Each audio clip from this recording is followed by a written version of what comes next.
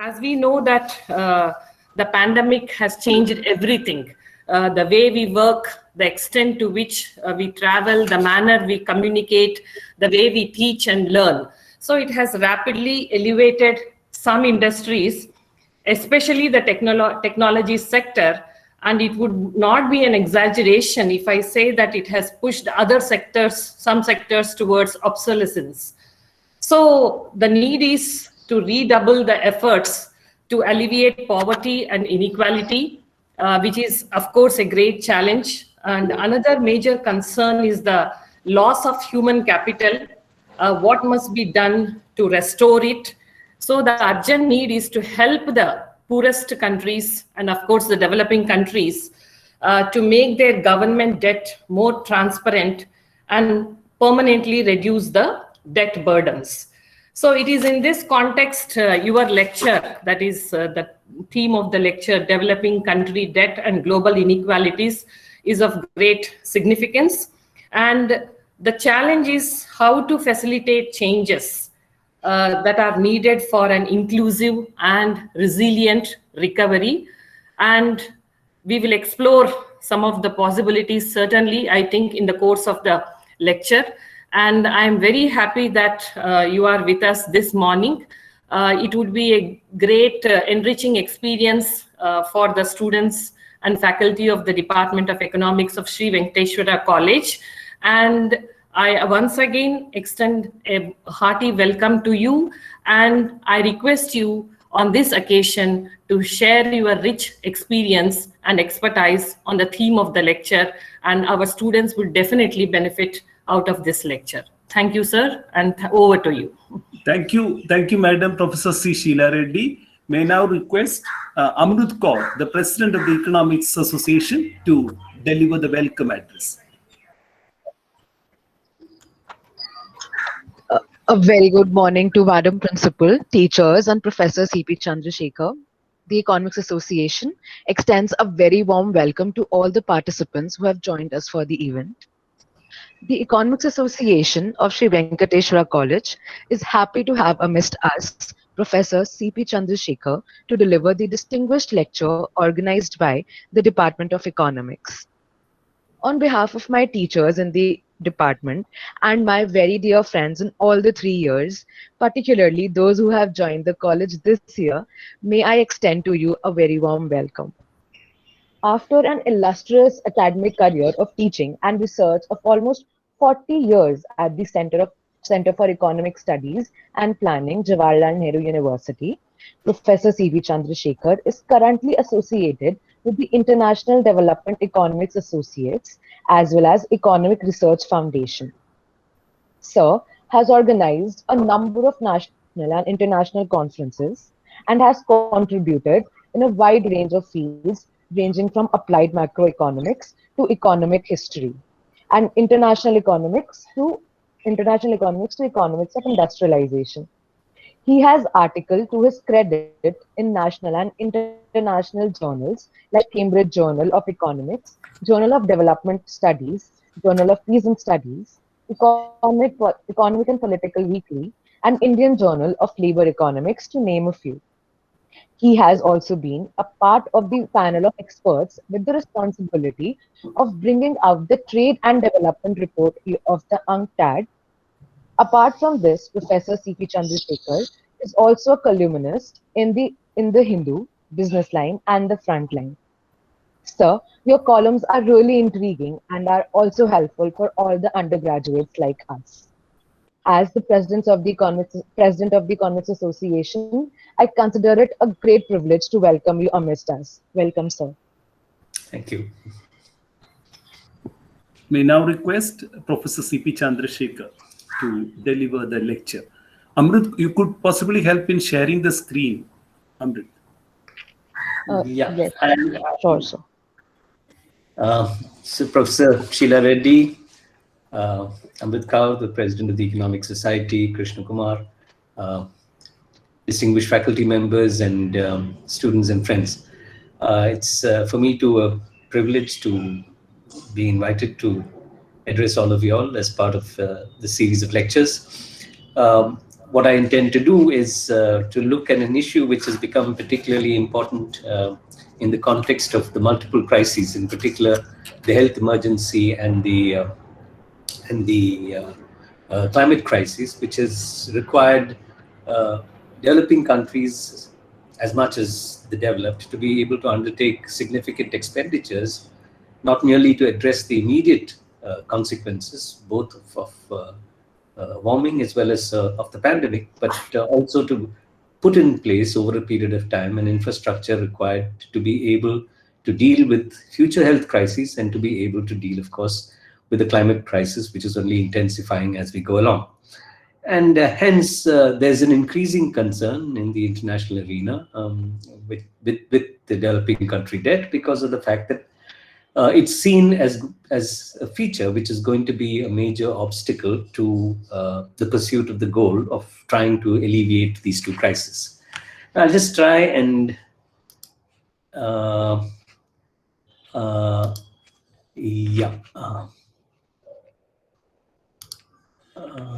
now. So, are you able to present now? And yeah, I'm just looking for the window. Yes. I am not seeing that window. I'm seeing other. Yeah, I'm seeing it. Yeah. It says can't share your screen. Sir, I'll give you the permission. Or is it that I have to go to system preferences, maybe? Yes, sir. So I need. Oh yes. Okay. I need to include. Sir, please present again. Just one sec. Let me include Google Chrome in the.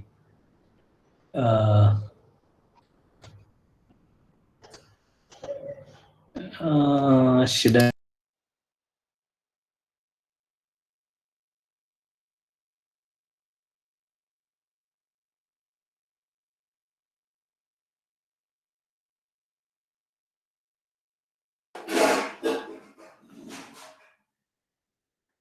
I think one or two have to exit again. I think, sir. Okay.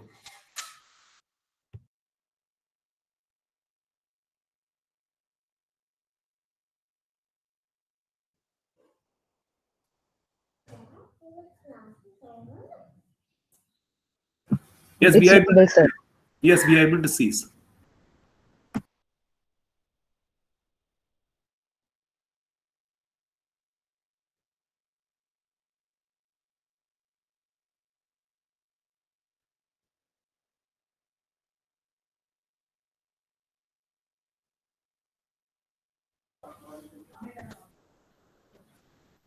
Sir, you have to unmute yourself, sir. Sir. Yeah. Now? Yes. Now Yes. now we are able to hear you. Okay. I'm sorry about that. My apologies.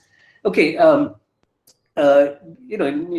recently, not recently, maybe a year and plus back, the World Bank came out with or economists at the World Bank came out with the major study focusing on something which has been common knowledge in some sense over the last few years, which is that if you look at the period since globalization began, which really is in the period, let us say, which started with the two oil shocks in the 1970s, or in fact with the end of the sort of golden age in the OECD countries, in particular the United States at the end of the 1960s.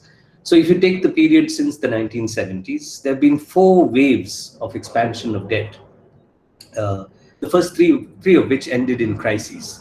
The first, of course, was the expansion of debt, which occurred during the 1970s, leading up in the 1980s, starting with the Mexican debt crisis of 1982, to a series of crises which affected Latin America, Africa, and to a lesser extent Asia at that point of time. But that was the first wave, which ended in the first wave of an increase in debt, which ended in a crisis. The second wave of the increase in debt was really the one which began in the 1980s, after towards the end of the debt crisis, and went through the 1990s, and that expansion in debt affected Asian countries, including some of the most successful Asian so-called miracle countries in Southeast Asia. And that too ended in 1997 with the Southeast Asian crisis, which then went on to be followed by the crisis in Brazil, the real crisis, the crisis in Russia, in Peru, and so on and so forth. So you had a second wave of an expansion of developing country debt, which too ended with the crisis. And then, of course, you had a third wave, which was not so much only a developing country problem. That was a sort of wave of debt, which affected the developed countries as well, including the United States, resulting in the crisis of 2007 to 2009, which initially was thought to be a subprime crisis or a crisis of debt in the housing market in the United States, but subsequently became a generalized crisis, which of course had its repercussions and therefore in developing countries, and therefore affected the developing countries as well. Now, if you take the period since then, we've actually been seeing, starting from about 2010, another wave of debt increase, which has taken developing debt, developing country debt to close to $60 trillion by 2019. And this has been identified as being the largest and the broadest of the waves of debt expansion that the post-globalization world is seeing. Okay, if you really look at the 8 years between 2010 and 2018, then total debt rose by about 54 percentage points of GDP to a record high of about 170% of GDP across the world. And 54 percentage point leading to 170 shows you the rapidity with which the problem of debt affected the world as a whole, and of course affected in particular the developing countries. Now, the question arises, why exactly are we having this kind of sequential waves of debt leading up to crisis in both developed and developing countries, particularly the latter, which is my concern today. Which is, of course, was the fact that the end of the golden age in the United States resulted in a transition which was reflected in a wave of financial liberalization, which then, in the form of the Big Bang in England, and then, of course, the liberalization which occurred in Japan, resulted in a situation in which there was a huge increase, and I don't want to go into the details of this, but there was a huge increase in the liquidity which came and settled into the international banking system and the international financial sector, including the insurance and the pension funds, etc. And this liquidity was obviously in search of new areas in search of yields in new areas. And among the new areas which were discovered, besides, of course, the expansion of debt in the developed countries themselves, which is what, of course, finally led up to the subprime crisis, etc. It was a discovery of initially what were called emerging markets, which were the more developed among the developing economies in Latin America and Asia in particular, and subsequently of the frontier countries. These were countries which were considered more risky, more so than even the emerging markets, and many of these frontier countries were the smaller countries in Latin America and Asia, but also significant countries in Africa. And this discovery of the frontier countries and the emerging markets in the frontier countries resulted in a significant supply side push that, in some sense, developing countries which earlier could not access too much of credit from the private international financial market and had to rely, besides on their own export earnings, had to rely on foreign direct investment and borrowing through the development aid network, through bilateral and multilateral aid. Much of aid, of course, as you possibly know, didn't consist of grants. It consisted of credit very often, like in the case of the World Bank, excluding the International Development Association, is provided at commercial rates. In fact, even slightly higher than commercial rates, because of the need to cover the overheads of the bank and the IMF. So you had a supply side push which was occurring at this point of time, which made it possible for developing countries to access the private market for international finance. Being provided with this opportunity, after all, the advantage of being able to access international credit, which means access debt in the form of hard currency, in particular the principal reserve currency dollar, because a lot of international debt is denominated in dollars, obviously you are actually accessing in the process the most fungible of all assets. You can convert the reserve currency into any commodity you want, whether it be a commodity for immediate consumption or a commodity which is in the form of an intermediate or a capital good. And this is so because of the fact that people who are, or firms and economic agents who are suppliers of commodities are willing to accept dollars and hold them if necessary, because of the fact that this is considered to be the safest store of value. So having access to hard currency allows you to get on to this kind of an ability to be able to import. And that, of course, increases maneuverability. Okay, it increases maneuverability in a significant sense, because if then you have a shortage of some commodities, if you want to undertake investments for which you can't access the capital goods, whatever it may be, you can now virtually pick up your phone and try to contact an international consortium of lenders and get yourself access to hard currency to access these commodities. Okay, so what do developing countries do? One developing country after another, in a wave of liberalization, opened their borders to cross-border flows of finance, in particular at that point of time in the form of debt. Of course, subsequently we know that it also came in the form of investments in equity and bond markets, particularly equity markets in many countries, and bond markets even in some countries in Africa. Okay, so that was the second factor. Besides the supply side push, which came out of the liquidity which was created by international, by the rise to dominance of international finance, was the thirst for hard currency in the developing countries, which actually was being accommodated because of the search for yield on the part of the banks and the financial system in the developed industrial country financial centers. Okay, and of course, when these two combined over a period of time, obviously you began to observe this tendency for debt to increase. But the problem with debt, of course, is that debt imposes a double burden. Debt in international debt imposes a double burden. If you borrow in your own countries, you don't commit the original sin, as it were, of borrowing in international currency. You borrow in your own currency, then of course you have a certain degree of autonomy, in the sense that the central bank in your country can print notes, introduce money into the system, and there could be ways in which this is mediated to those who need access to liquidity to meet commitments they have, including debt service commitments, paying their interest, their amortization, etc.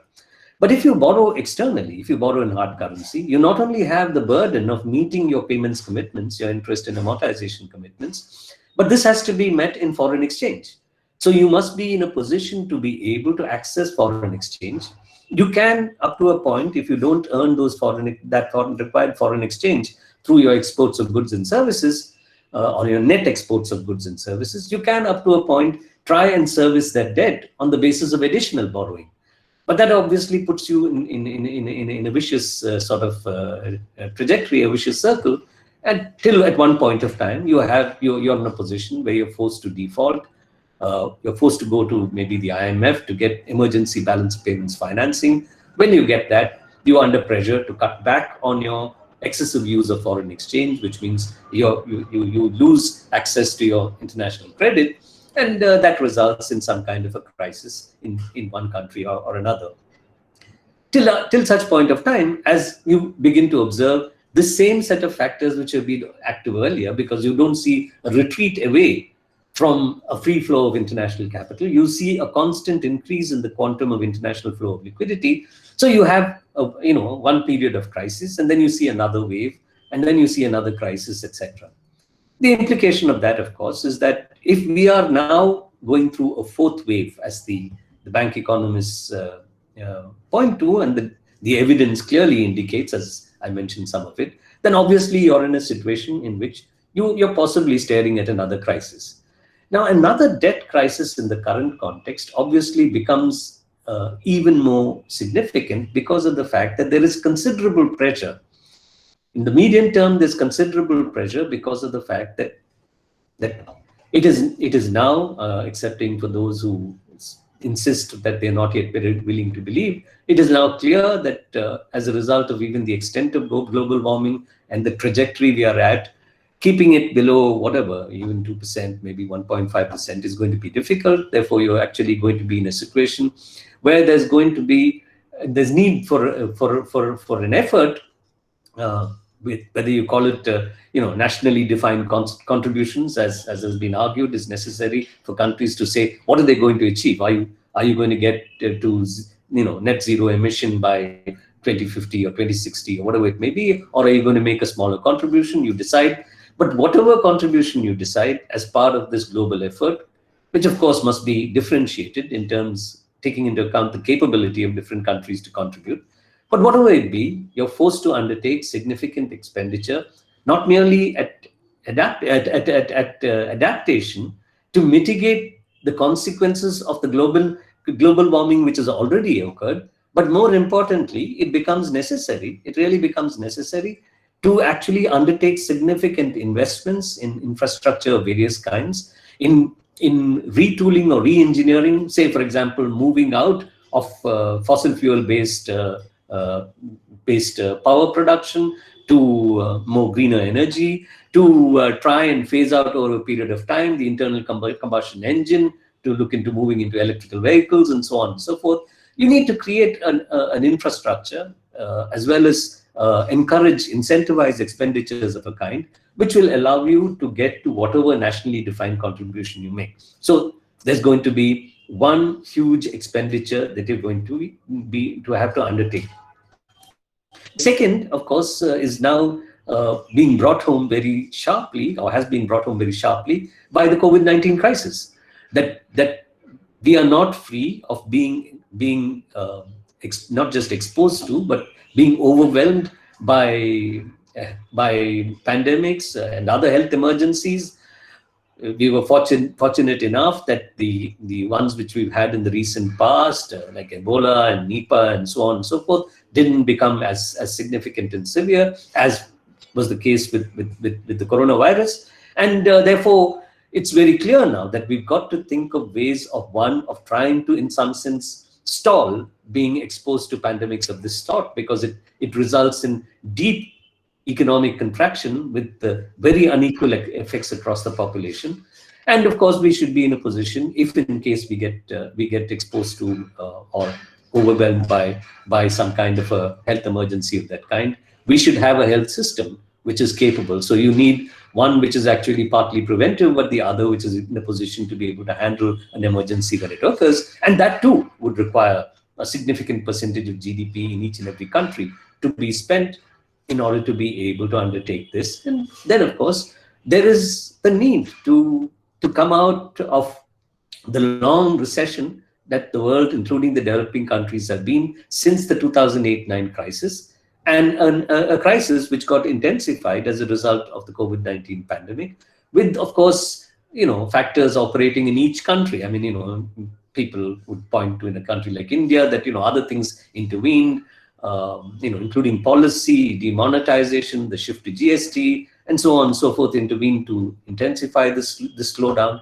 But you need to think of being able to hike up expenditures in order to ensure not merely a recovery from the immediate crisis which the pandemic has generated, or the contraction which the pandemic has generated, but also be in a position to be able to pull your economy, or pull the economies of the world, in particular the poorer economies of the world, such that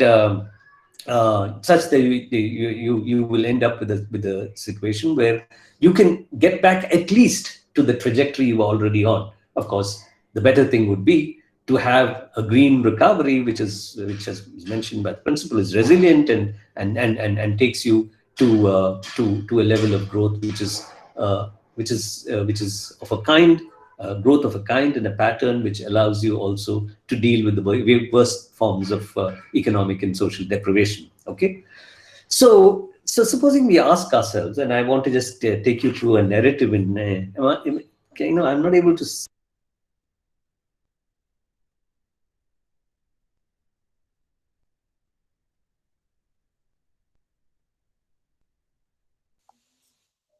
Yeah, now the slides are moving down. They are, so it's okay. Yeah. Okay. So let me just present you three charts and point to a narrative, a very simple narrative which those charts provide. The first, of course, is if you look at the fiscal support provided post-COVID in 3 sets of countries: the advanced economies, the emerging market developing economies, which includes China, which of course is in a position to spend much more given its increase in debt and its ability to sustain it, and of course its RMB debt, its renminbi debt. It's not international debt. And of course, the low-income countries. So we have 3, which is the advanced economies, the emerging market and developing economies, and low-income countries. And if you look at this chart, it shows that the total post-COVID fiscal support amounted to about 23% of GDP in the advanced economies, about 6% in the emerging market and developing economies, including China, which saw a significant increase of debt finance spending post the pandemic, and a low of about 2.4% in the case of low-income countries. Okay, so what we are observing is that if you look at it in terms of the effort to sort of manage and try and move out of the crisis which the pandemic created, then you're in a situation where there's this huge differential in terms of relative to the size of the economies of each and every country. There's been a massive differential in terms of the ability to spend. I mean, the United States and Europe, etc., the stimulus packages have been much larger, and they've been in a position to be able to provide substantial fiscal support. Okay. The second chart looks at the consequences of this in terms of deficit spending. Obviously, if you, in the middle of a pandemic, want to suddenly spend a large amount and also try to revive the economy and bring it out of the crisis that has engulfed it, they're going to be in a situation in which you would be required. Let's say you would not be in a position to go in for significant amount of new resource mobilization through taxation, because when the economy is in the middle of a deep crisis, you would hold back on imposing new taxes. So you'll have to actually go and borrow. You'll have to spend on the basis of borrowing. Governments in particular will have to resort to deficit finance spending, with the presumption, of course, that once you're out of the pandemic and the crisis that it's triggered, that you would be in a position to be able to impose new taxes in order to be able to mobilize the resources to meet the debt service commitments of the debt that you'd accumulated at the point of time when you were trying to pull your economy out of the crisis that it was engulfed in. Okay. Now, if you look at that, again, looking at these three sets of economies, you see that what you observe is a substantial difference in fiscal flexibility, okay, which is the ability to resort to deficit finance spending in the middle of a crisis. In the case of the developed countries, you can see the advanced economies, you can see that from about 3.3% of GDP, debt finance spending of governments went up to about 14%. That's a huge increase in, huge effort to pump prime the system with debt finance spending in order to deal with the health emergency, to deal with the consequences for populations which are faced with a sudden stop in economic activity, and to try and pull the economy out of the recession. That's a huge or a significant increase in spending. Yet people say that this is not enough. Government should have borrowed even more given the intensity of the crisis. If you take the emerging markets and developing economies, then of course it went up from about 5% to about 10%. Doesn't compare with where you were. You were ahead of the advanced economies in terms of using deficit finance spending. You've fallen short, and you've also not seen as large, but at least you're seeing some increase in deficit finance spending. But that means increased debt for those countries as well. But if you look at the low-income countries, you actually see an absence of fiscal flexibility in the context of a crisis. Now, you're not even in a position to borrow and spend. Part of the reason is because many of these countries are in a context in which they are caught in sort of IMF induced adjustment and stabilization and adjustment programs.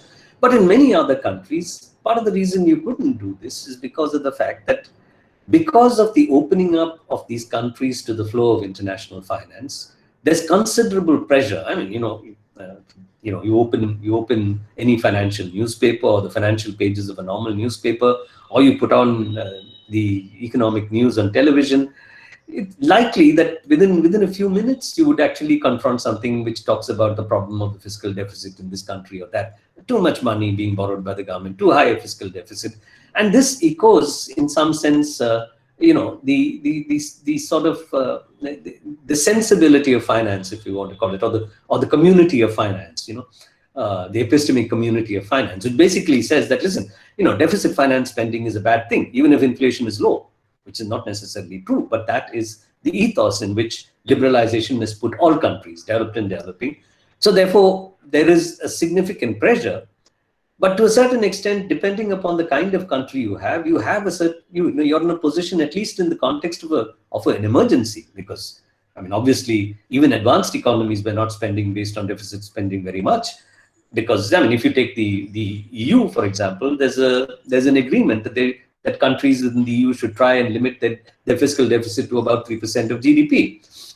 So there is a medium and long-term pressure on all countries. But in the context of a crisis, obviously some countries are able to stand up to finance. In fact, they realize that if they don't do this kind of pump priming on the basis of borrowing, they're going to lose the confidence of finance itself. Okay, so therefore, this is the second. You basically see, you see an absence of fiscal flexibility, and it is that absence of fiscal flexibility which comes as a result of the influence of the Bretton Woods institutions on policies, the ownership of governments in developing countries post-liberalization of those kinds of ideas of the so-called Washington Consensus, and third, the influence of finance, which actually puts considerable pressure on these countries not to go in for deficit finance spending. Some countries can hold out in the context of a major emergency or a major crisis. Other countries find it even difficult then, resulting in what we saw in the first of these charts, which is the significant difference in the degree of spending in response to the COVID crisis. Okay,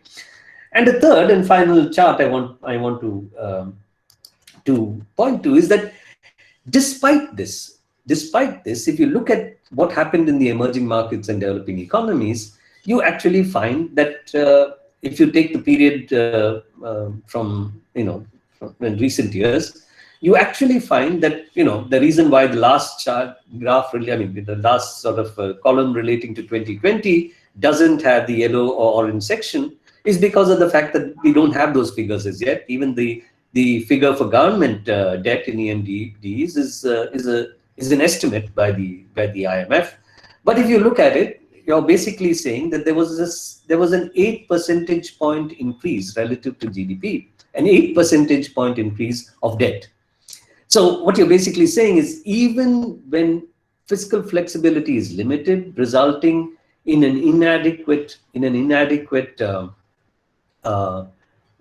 ability to be able to resort in the middle of a crisis when you can't have significant taxation to debt finance spending, your debt is going up. So you're actually caught in this trap. So we're really having a situation where you are seeing a worsening of a long-term situation, because remember, we are now well into the fourth wave of debt in developing countries. That's seen a significant spike in the period of the COVID crisis. And therefore, we are staring at the possibility of a crisis, but we are staring at the possibility of the crisis when the need to address the post-pandemic problems and the health emergency, to address and to generate a recovery, a resilient recovery, to fight back better or come back better. And the third is, of course, to deal with medium and long-term crises like climate, which has to be addressed. We're going to have the COP26 this year. That's going to be occupying discussions all over the conference of parties. So you're actually going to be in a situation in which you need to spend, developing countries need to spend, and yet you cannot spend because of the fact that the moment you're forced even to spend a little bit, which is not enough, you end up with a situation where you aggravate a tendency, which is a long-term tendency, which could result in crisis. And that is becoming a serious problem. And I'm not going to give you all those numbers, but it's becoming, trust me on that one, because of the fact that there's been a growing role for private borrowing in developing countries, including growing activity in private bond markets in African countries, which earlier, we had only the governments borrowing significantly, but now you have activity in private bond markets. and two, a sharply rising share of international debt. That is, the supply side push of global liquidity going into these economies is quite significant, resulting in the share of debt which is not in terms of your own currency, but in foreign exchange, which means hard currency, which you need to earn or access in some fashion in order to pay back or address your debt problem. That has increased over a period of time. So, so it's difficult to control private debt unless you control the rules governing access to debt for the private sector. And of course, if that debt is actually occurring, both public and private debt is seeing a growing share of international debt, then you're actually caught with a situation where you have the difficulty of dealing with this double whammy, which is both having to deal with the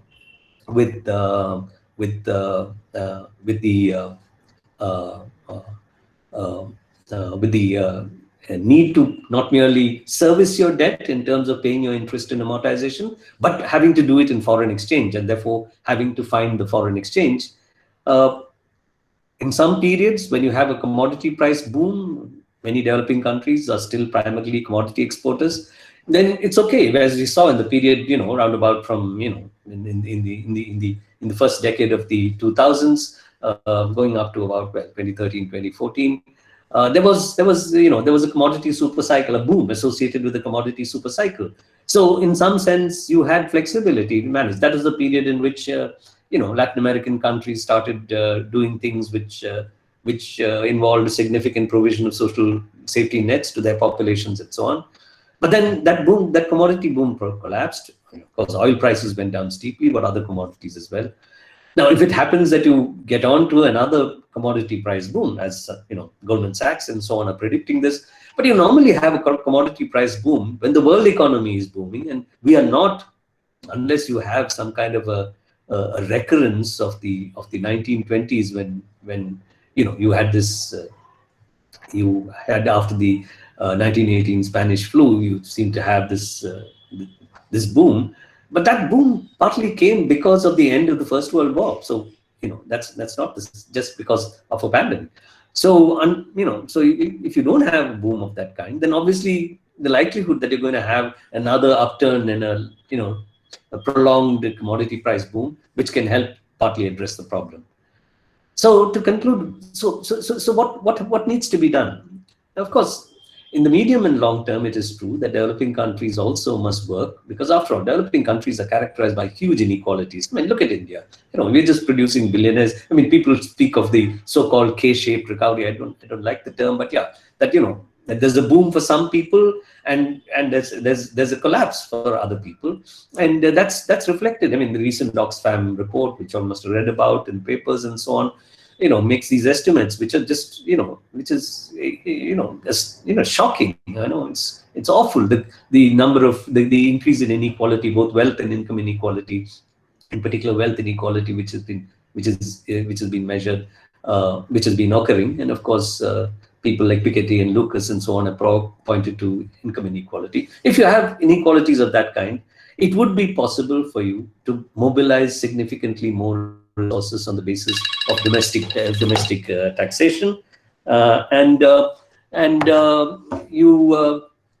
you therefore, in the medium and long term, developing countries must try to mobilize resources themselves. But that's medium and long term. What are we going to do in the short run? And one, of course, is the international community must step up and do much more. One thing which has to be done, for example, is there has to be a huge increase of at least $1 trillion in the issuance of SDRs. SDRs are special drawing rights which are provided to countries, which sit as reserves, with the International Monetary Fund, which they can access. It's like it's cheap and free liquidity, which they can access up to a point, and this can be easily created. There are periodic reviews of SDR allocations, and a range of eminent economists, development practitioners, etc., have made a strong case that you should have this. Many countries are willing to allow the IMF to do this. Some are not. Unfortunately, the Indian government, possibly influenced by the view that this would give liquidity to countries which it thought shouldn't get this liquidity, decided to oppose the proposal when it came up recently at the IMF. But we do need this huge increase in access to SDRs. Some people say 500 billion, maybe we need a trillion or more in order to be able to provide this interim liquidity. The second, of course, is we need another round, because all the benefits of the debt forgiveness which were given have gone now, and things have worsened, as I told you. So we need another round of the international community thinking of writing off a certain amount of debt. There's a problem with that. And the problem with that, of course, is that there's a considerable amount of debt which is to the Bretton Woods institutions, the World Bank and IMF. They claim that they can't really get into writing off debt because that affects their ability to borrow in markets, and therefore they won't get into it. There's a significant amount of private debt, as I pointed out to you, and private debtors, they're scattered. A country when it borrows has got maybe 20, 30 debtors or more, and to bring all of them onto the table is difficult. Even when you manage that, there are some holdouts. There are vulture funds which go and buy developing country at a discount in the market, and then say that, listen, I'm not going to agree with you. They take a bet that till such point of time you pay me back in full. And you bought it at a discount. So when there's multilateral debt like the Bretton Woods institutions and there is private debt, it becomes difficult to go in for debt write-offs. But still, we need bilateral debt to be done, and we need to try and bring, in some sense, the multilaterals and the private sector to the table in order to think of ways of rescheduling. What have we actually got? What we got after the COVID crisis broke was the DSSI, which is the debt service suspension initiative. That was first a suspension for a period of 6 months of debt service, paying interest and amortization. That was extended. It was till December. It's been extended till June this year, June 2021. But that's not enough. That's suspending debt service. It still does not get rid of the burden, and unless you do something about this burden. And finally, to do something about the burden, there's so much. We've come out of a long trajectory of a colonial history, of histories even when it wasn't colonialism of the formal kind of occupation, including in the regions of recent settlement. What happened to indigenous populations in the United States and Australia, etc. Now, so there's this whole colonial legacy which actually undermined the ability of many developing countries to do that. And therefore, there was a commitment on the part of the international community that they would actually set aside at least 0.7% of their GDP as resources in hard currency, which developing countries can use in order to try and close the gap between the developed and the developing, which is partly a colonial legacy.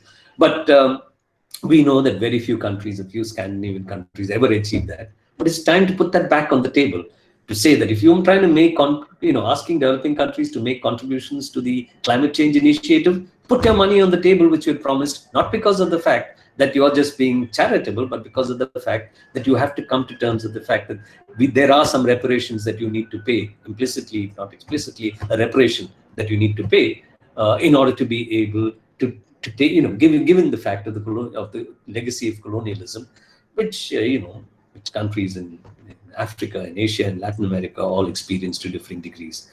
So unless we have a range of measures of this kind, we are actually not merely staring at a crisis which comes at the end of the fourth wave, and it's not some screaming radical who's saying this. This is a study by the World Bank, Kose et al. You just need to do World Bank study on 4 waves of debt and you'll find it. And they say that, listen, evidence is clear. All 3 waves, first 3 waves ended up in crisis. The fourth is also likely to end in crisis. And that comes at a point of time when we have COVID and its consequences, the contraction it's imposed on the global economy, and we have the looming crisis, the climate crisis, the Damocles sword, which has to be addressed very quickly.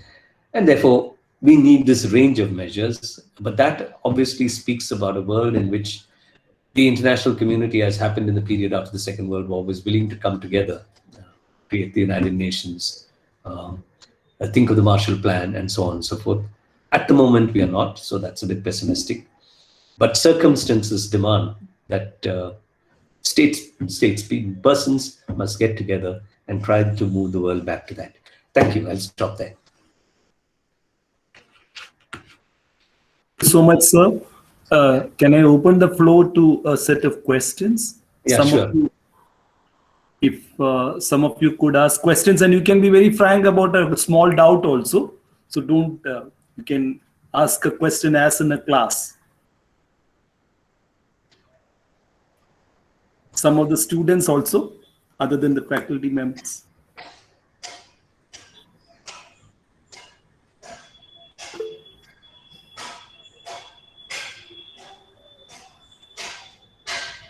Did I go too fast, or is it too simple?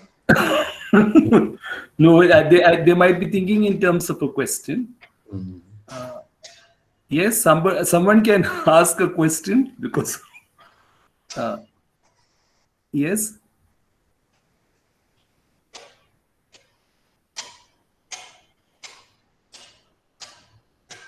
Let's not harass them then. Yeah. Okay, then let me. If somebody has a very pressing question, they are welcome to email me or whatever. Just take the email from you and I can respond. Yeah. If I may Yeah. ask Sure, please. Yeah. clarification, not really a question.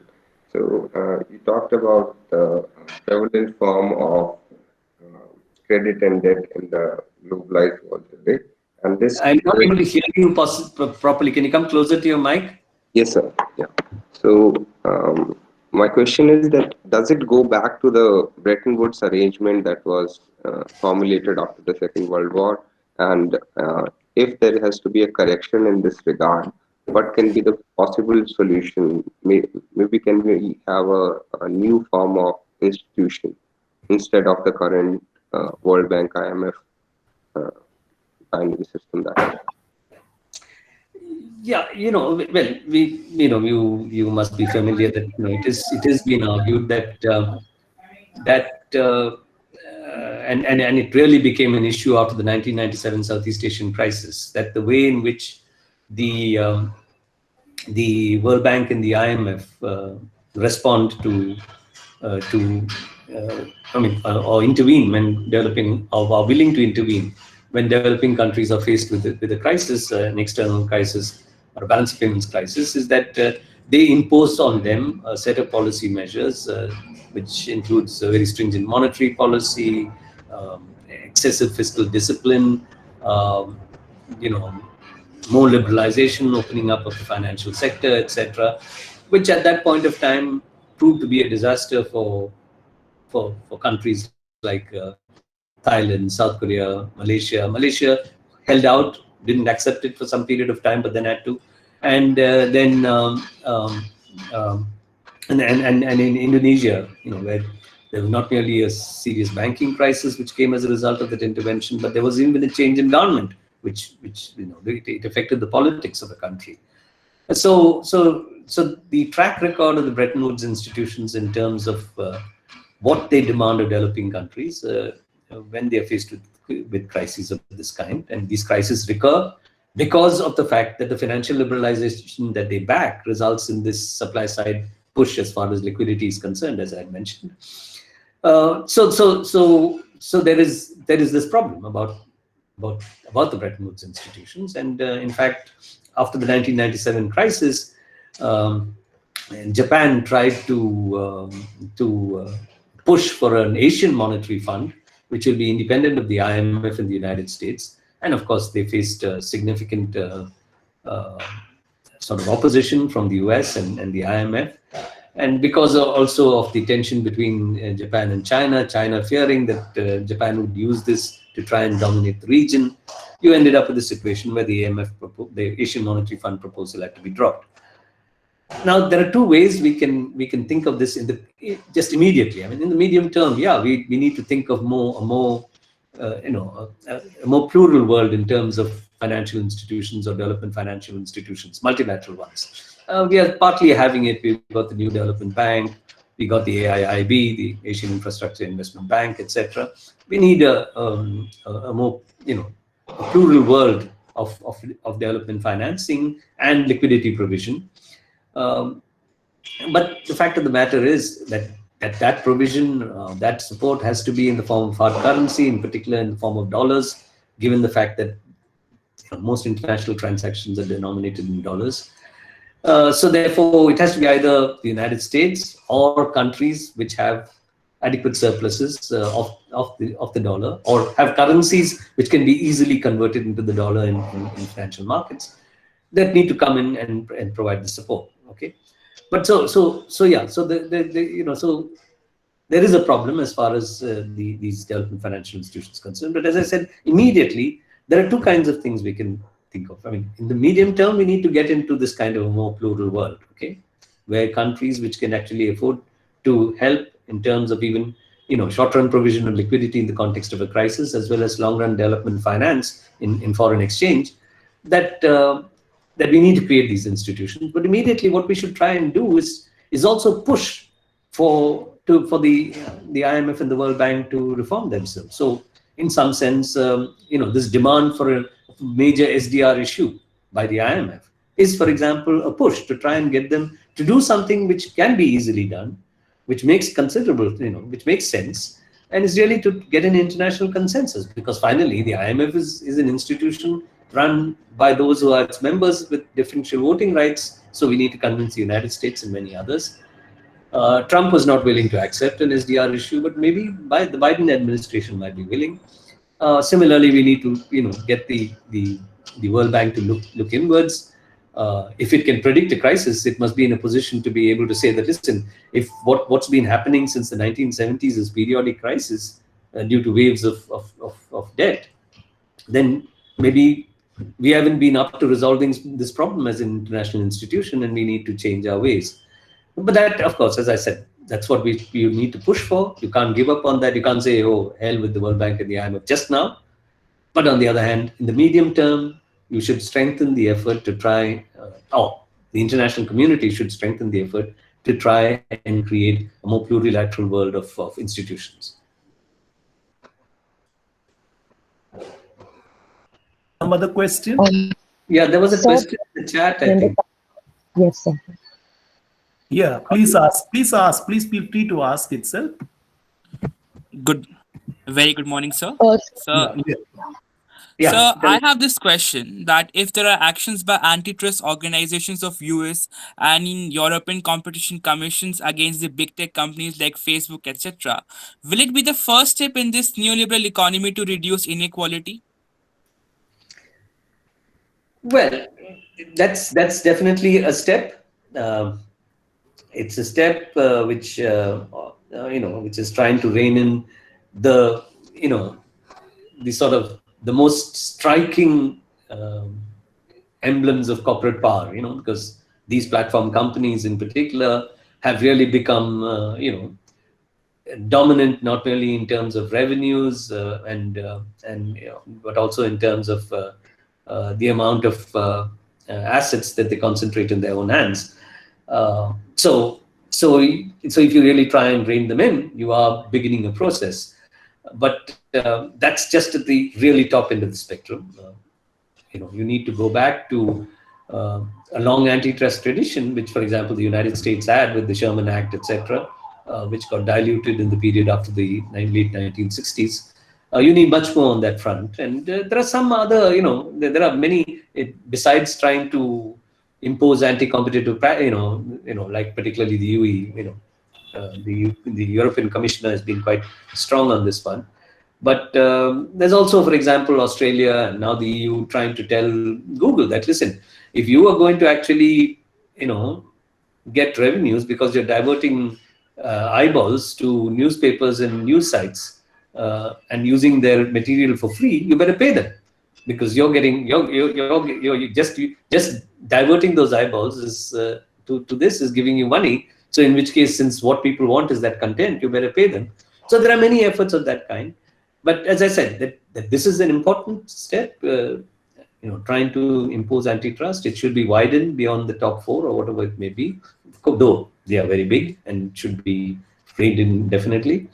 But that has to be accompanied by a whole host of things, because finally neoliberalism is the sort of foster child of big finance.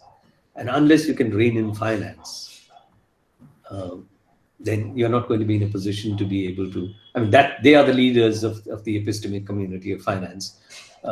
Wall Street runs the treasury in the United States to some extent. So we need to also think of actually moving the battle against global finance and reining in finance.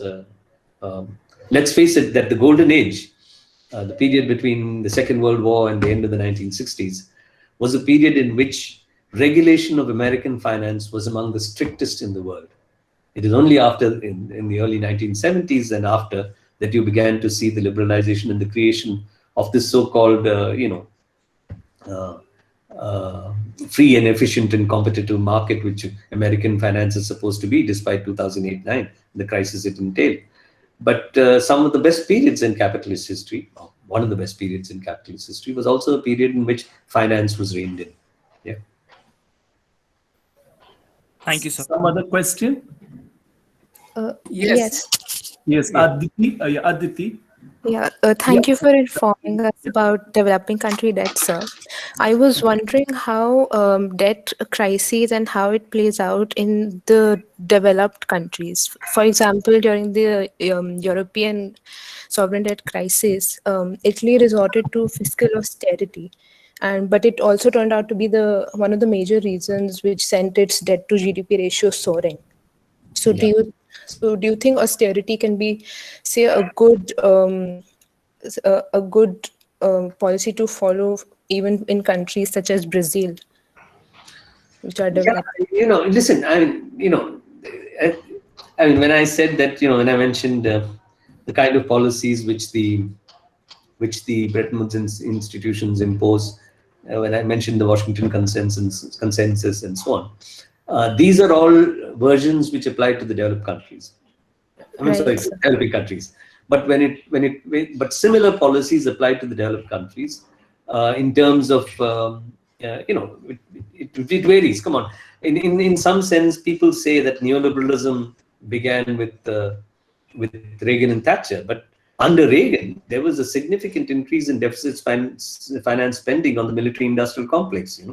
So the bigger countries can get away with it. They can prescribe to the others, but not necessarily follow their own prescriptions.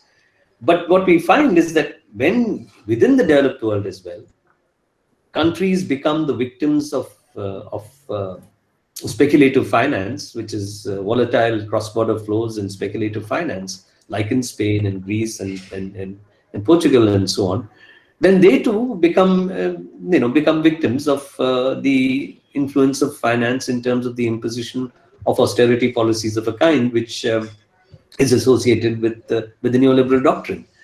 But what came out of that experience, as did it in the 1997 case, but definitely it came out in the case of the so-called the Portugal, Ireland, Greece, Spain cases, that if you impose these kind of austerity policies because of the fact that you want people to cut, you want countries to cut back on their expenditures and governments to cut back on the expenditures such that they can release monies for them to be able to repay the large debts that they accumulated, okay? And you want them to show surpluses on their budgets so that they can use that surplus to pay back.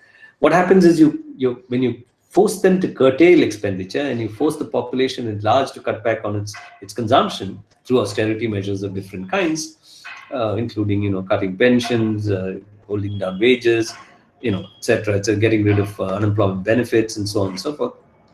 Then what happens is the economy contracts.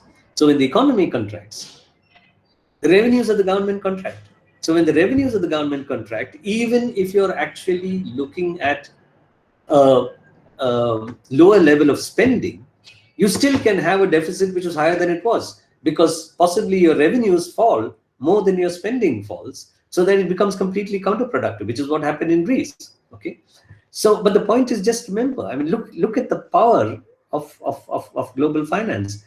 You had a government which was elected on the basis of a manifesto or a platform which called for the rejection of austerity.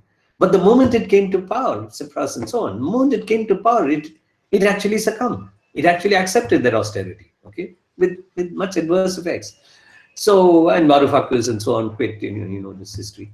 So you really are are in a world in which, unless you can rein in finance, it's, you can actually have what are completely irrational moves. You're supposedly trying to release surpluses so that debt can get paid, but you do it through measures which actually contracts consumption and investment so that output falls so sharply that revenues fall. And when revenues fall, even if expenditure is falling, you can end up with a situation where the country is in greater deficit and gets more indebted. So you really have to sit together and say, listen, if you want to deal with the debt problem, we have to write off part of that debt and also think of policies which will allow them to be in a position to get the resources through growth to be able to finance this debt. Yeah, thank you.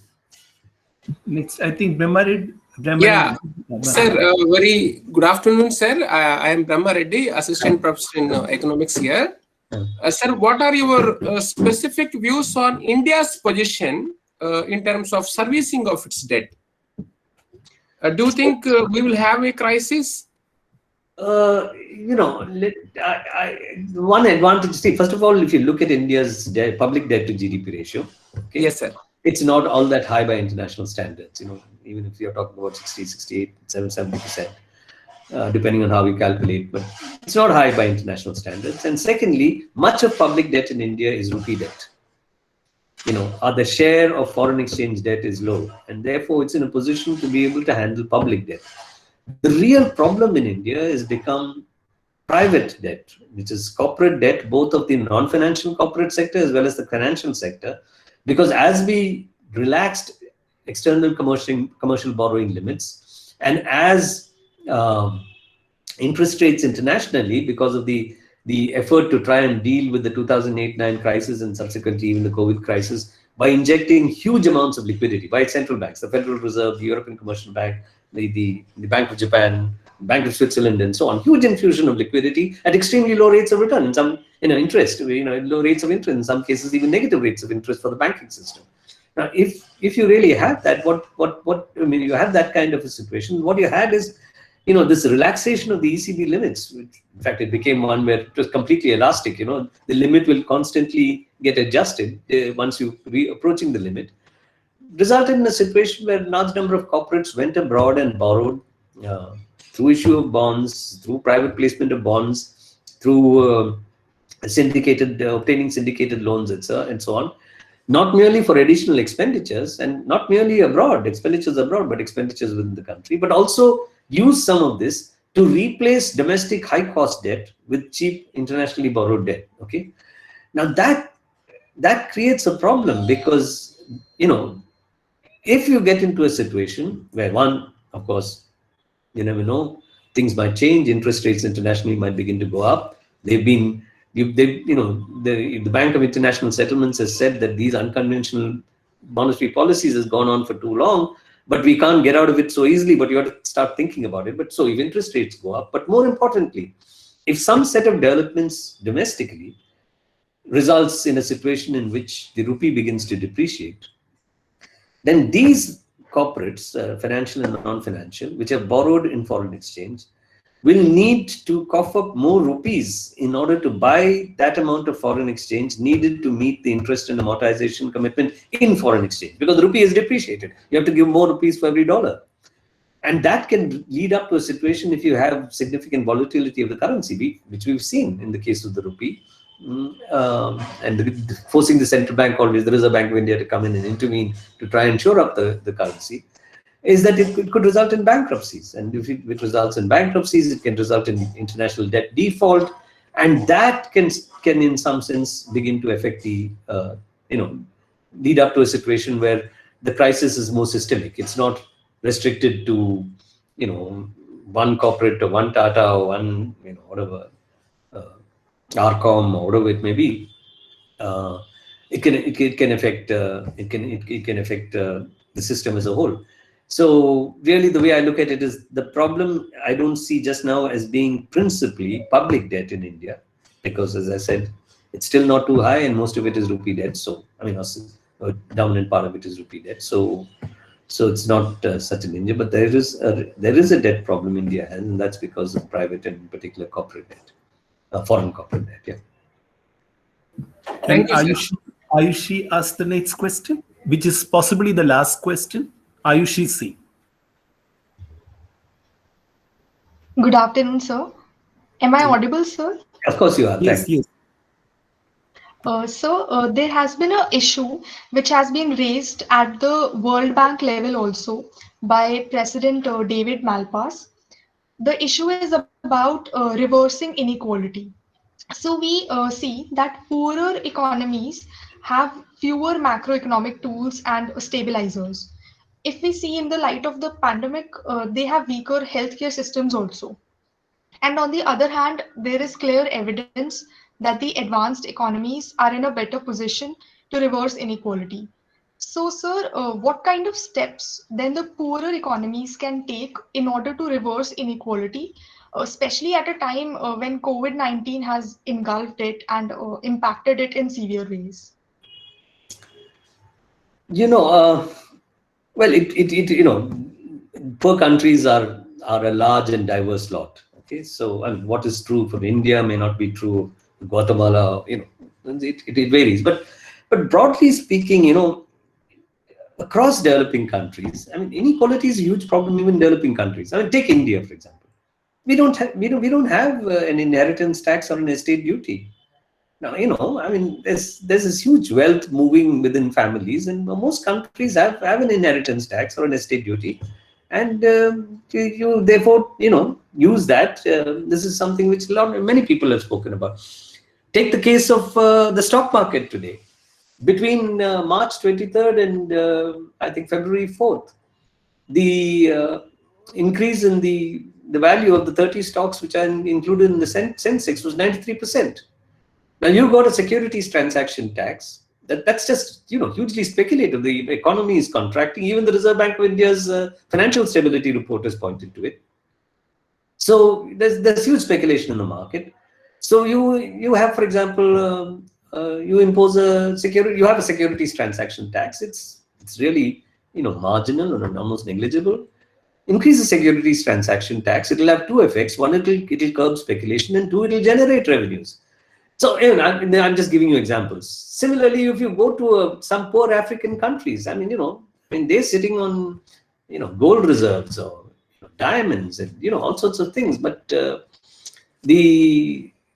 the domestic or very often the international firms which exploit these, which invest in these extractive industries, make huge profits and carry it abroad. Some of it is carried in ways in which it's not even visible. So you need to actually have an international reporting system, which it becomes very clear what kind of profits are being extracted, and taxes have to be imposed. Which means you need governments which are willing to impose those taxes, because it is true that some of these governments are known to be paid off and therefore don't touch these profits. So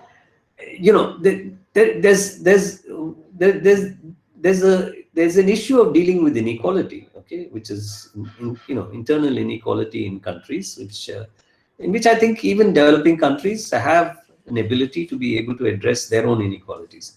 But there's also a global inequality, and when global inequality, the problem is that when the potential to transform commodities through trade to earn foreign exchange is hugely differentially distributed across countries, and definitely there's an overall inequality between North and South or developed and developing, then accessing foreign exchange becomes a problem, and you might need foreign exchange for multiple purposes. And that when you run into a crisis, that can aggravate internal inequality.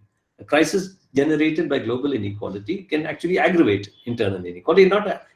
It does. And to deal with that kind of a problem, maybe we need greater international cooperation. So it's a combination of the two. But I don't think we can say that developing countries don't have a potential for dealing with inequalities within their own countries. They can, and they must. But on the other hand, beyond a point, they're faced with certain constraints which would require international collaboration. And things like climate crisis, pandemics, etc., create a circumstance, because that having a bad situation in a developing country doesn't make the problem only theirs. I mean, it affects your climate, it affects the country which is worst affected by the pandemic is the United States. So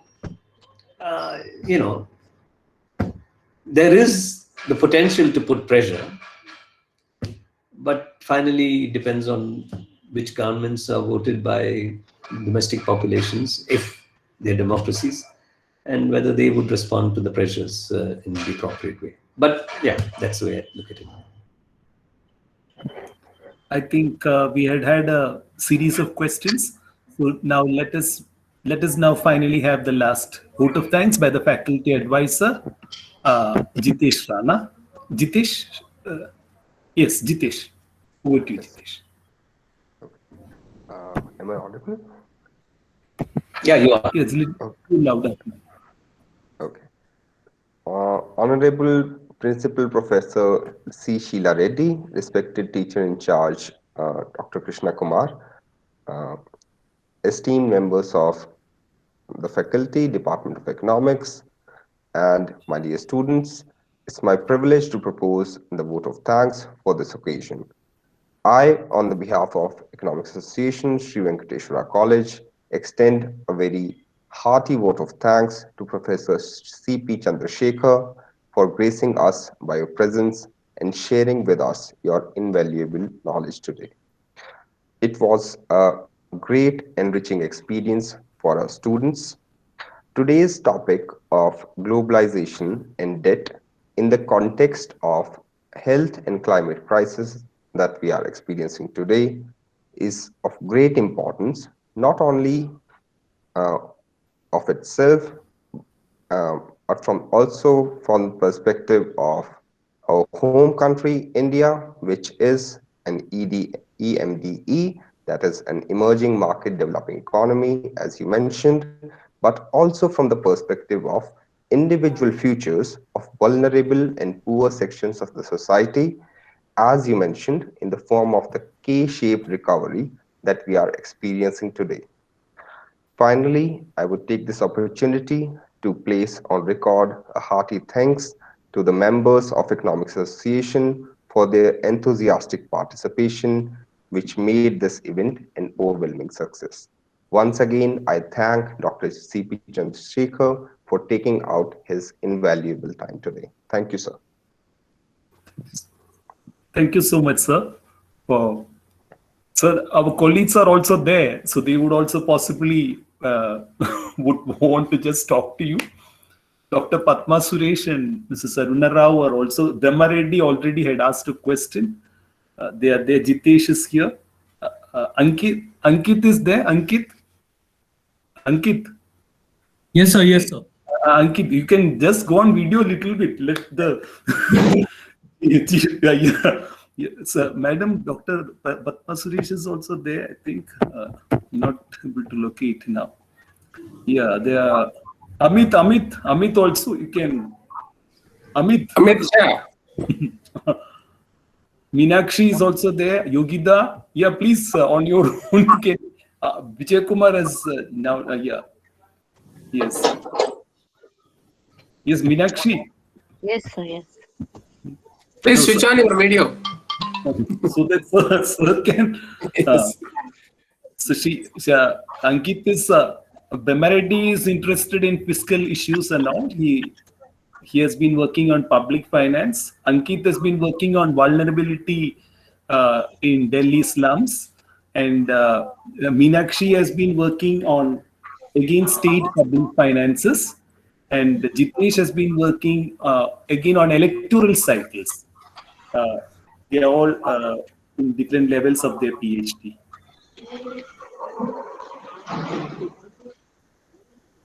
Sir, you're muted. Yeah, I think you're muted yourself, sir.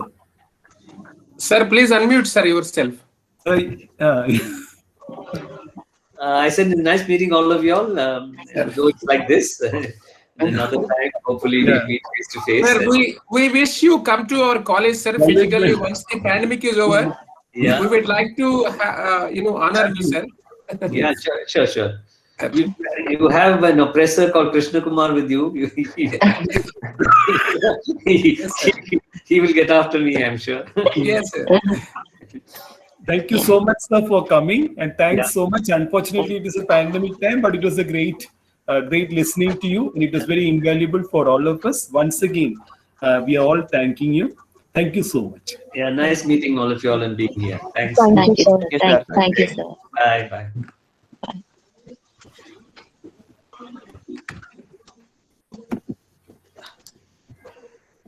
How do I get out of this? Sir, there'll be a hand up icon there. With the video and audio one, in between there will be a call type of icon. You can just click on that. Amrit, I think sir found it. Yeah. Okay. Sir I was found just saying the screen there, yeah. अमृत वो number को 200 करके करना कर सकते थे बोला था, but 100 रखो. Sir, I don't think it can increase now. We have Yes, to sir, pay. it used to be 250, sir, for institutional IDs, but now it's been reduced to 100. Yeah, that's what I told. I told them before. Then they said no, 250 tak aate. That's why we. It was a big mistake from our part. It has affected many people. They couldn't even enter. I think Sugandha was not even able to enter. I think. No, I guess Sugandha ma'am was here. Sugandha was here initially, I think. But she had to exit to face. But our Ravindra Singh had come, na? Yes. Yeah, that's okay then. Anyway, thanks. Devankana was also there. We couldn't acknowledge her, but in any case, many people from outside, they couldn't make it inside. But it is our mistake. I think next time when we organize Spicefully, we could even buy the thing and do it. Yes, sir. So little we bit of will buy expenses. this such Because that when we have this issue sets of students, it will anyway come to 210. Yes. Anyway, thanks so much for the work done, and thanks so much to the Economics Association for organizing it. Thank you so much. Okay. Thank you, sir.